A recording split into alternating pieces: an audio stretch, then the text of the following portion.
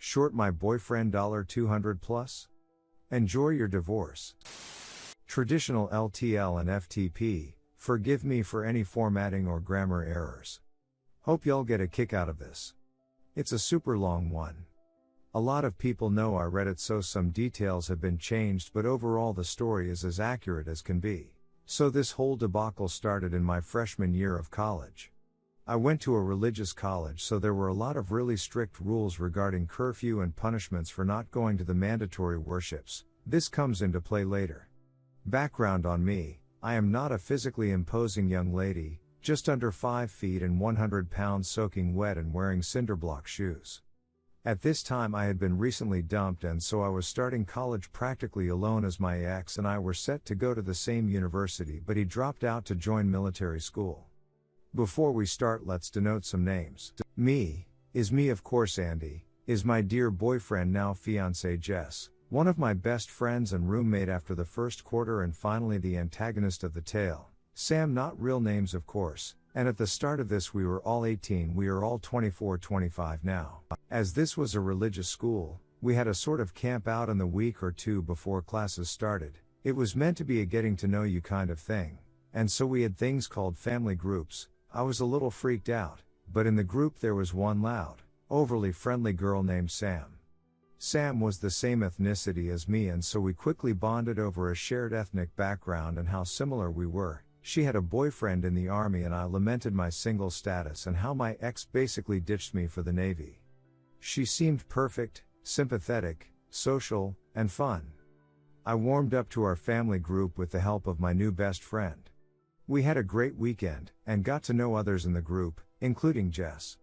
Jess was more quiet and disinterested, with a classic case of resting BTCH face, but eventually she warmed up to me and I to her. Sam didn't really like them, but you wouldn't know it unless she told you. The first sign of something off with her was during dinner. I was sitting with Jess and her friend from high school, Andy.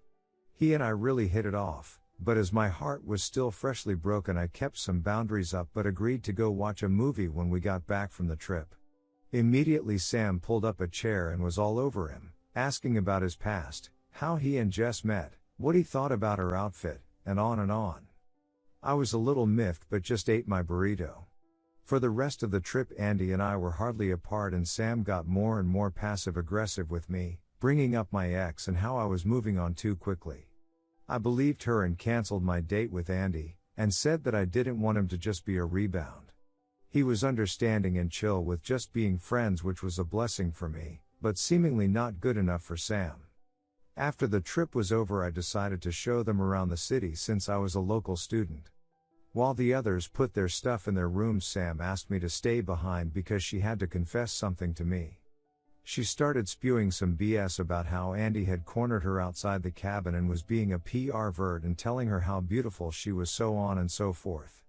I was skeptical and made it known, but her response was just looking out for you, girly. By then the others came back and I just decided to ignore what she said and have a good time in the city. This was incident 1. A couple weeks go by, Andy, Jess, and I became a little squad of sorts because all our schedules matched up, whereas finding time to hang out with Sam was more than difficult.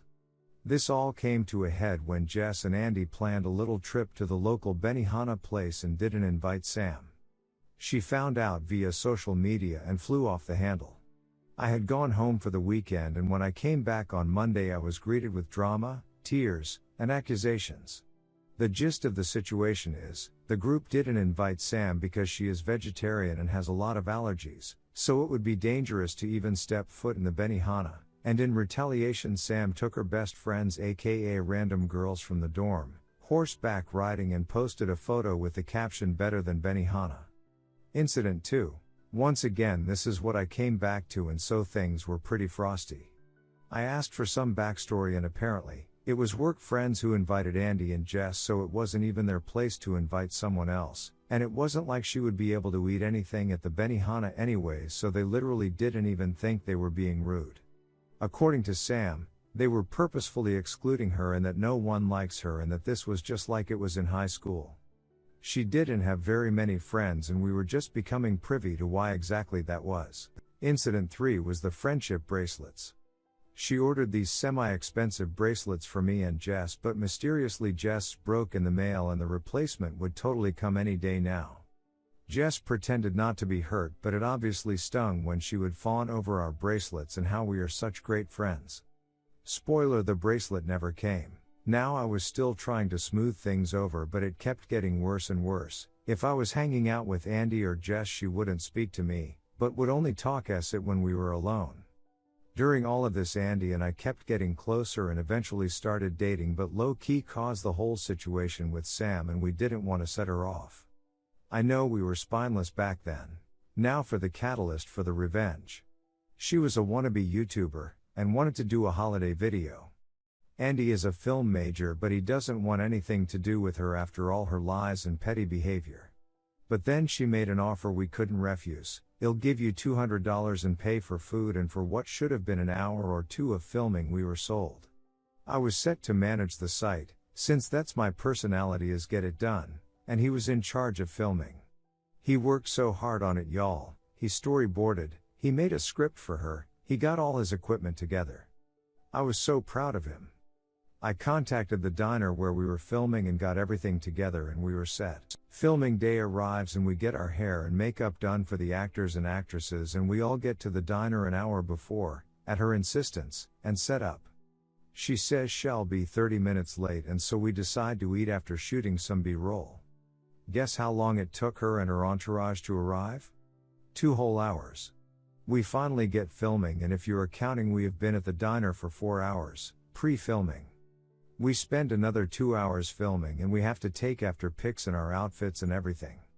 Did she pay for our food? Nope. And she tells Andy, "You got a big payday coming, you deserve more than 200 for today." Hess happy cause he wanted to take me out for a nice date for the holiday, but spoiler again, she didn't pay up. So a week or 2 goes by and it gets closer and closer to holiday, and we already turned over all the footage, we are just waiting for payment. Then came the excuses. "I don't trust Zell, I'm waiting for my auntie to pay me, my aunt's in the Caribbean right now and she doesn't trust Zell either." We kept hounding her for the money, and the holiday came and went. She posted the video and stopped answering texts. Since we all lived together, I confronted her and more excuses. Then she said give her 2 more weeks. During those 2 weeks, she told everyone who would listen that she already paid us and that we were terrible people to try and extort her for more. Now at this point in the year, we are fed up with her, and Andy is ready to write the 200 off. He beaches to his smoking buddies, and the smoking buddies get our side of the story out to the relatively small school, and pretty soon she doesn't have a leg to stand on. She gets nasty, texting me all this BS about how Andy is cheating on me and that I deserve better, and screenshots of their conversations where he supposedly tells her how he'd rather not be committed. Now we had some commitment issues in the beginning, on both sides, but she tried to present these texts as recent, not stuff from months ago. The final straw was when she called me stupid and naive for staying in the relationship despite him being a greedy man. Now I was going scorched earth. For some background on Sam. She was a chronic cheater, like get drunk at a party and give a guy a blowjob cheater, then go out the next weekend and do it again. She was also married. She and her husband got married right out of high school, which is typical of army guys in my experience. The ink wasn't even dry on the marriage certificate, less than a year when she burned us. But I was someone she chose to confide in since she thought I was too stupid to see through her after all the acid she put us through. So I gathered evidence, all the cheated, the videos of her doing acid at parties, sex with various guys, the drinking binges, and her acid talking her loving army boyfriend. I gathered all of this information for more than a year. I felt horrible for the guy, but I needed a file that would damn her to legal hell. D-Day arrived when about a year and a half after I met her she told me that she thought her husband was cheating, as when he was deployed she found a video on his phone of him and his buddy dancing on some girls in a club. Sam was livid. She was cursing and swearing she would take him for every cent in court for cheating on her. Never mind that she was blowing guys for fun every other weekend. I asked her if she had proof, and she said that proof doesn't matter, they always believe the hurt wife. I complied all my evidence and wrote a very long apology letter for waiting this long, and sent it anonymously. Sam didn't return to school the next year and I kinda lost track of her. I got reminded when my fiancée showed me that terrible video we did for her. I confessed what I did and we social media stalked her accounts. She now posts a lot of single and loving it memes, and she has a few vlogs talking about fake friends and how simple living is the best. I guess that's a consequence of losing her luxurious rich girl lifestyle that her husband's family provided for her. Looking at her ex-husband's page, he has a beautiful wife and a baby on the way, looking way happier than I'd ever see him. Edit. TL. Dr. So yeah, don't be a BTCH and short people $200. It'll cost you your husband, your cushy lifestyle, respect, and 1 year of untransferable credits at an out-the-ass expensive school.